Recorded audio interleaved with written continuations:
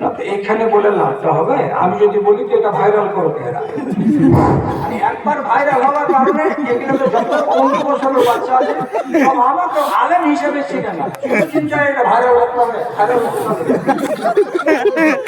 আপনারা যান আর যাওয়ার পরে ওকে দেখেন, খুঁজে বের করেন, যদি ধরা পড়ে তো যেটা শাস্তি দিয়েছিল ভাওতা গ্রামে ডালকলার কাছে, যে সকালবেলা আবার মাথার চুলকে কামিয়ে নিয়ে আবার ছেড়ে দিয়েছিল, ওকে সাজাটা দেন বলেছি স্যার।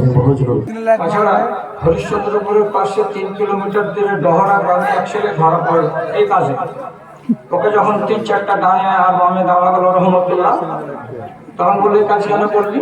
তো বলে আমাকে একটা লোক, কে ওটা? তো অর্থাৎ এক চ্যানেল ওটা বলছে আমাকে 40 টাকা দিয়ে 1 প্লেট চাউমিন খাইয়েছে, আর এই লাইটটা আমাকে কিনে দিয়েছে, আর দিয়ে আমাকে বলেছে যখন আমি তোকে ফোন করবো তুই বুঝে নিবি, আর সাথে সাথে তুই আড়াল থেকে এমনি করে লাইট মারবি, তাহলে মনে স্যার খেপবে তোর উপরে আর তোকে কিছু বলবে, আর এটাই আমার পুঁজি, আমি সকালে ভাইরাল করব। তো চাউমিনের লোভে একটা নাবালক ছেলে এই কাজ করছে, এগুলো প্রমাণ আমার কাছে আছে। তো যা আমি কেন বলছি না, এত যে লাইট মারছি আমি কেন বলি না, বলি না এটাই হলো বুদ্ধির কাজ, যে তুই লাইট মারতেই থাক, আমি একটা শব্দ বলবো না, যাতে এই কথাগুলো চ্যানেলে আর না যায়।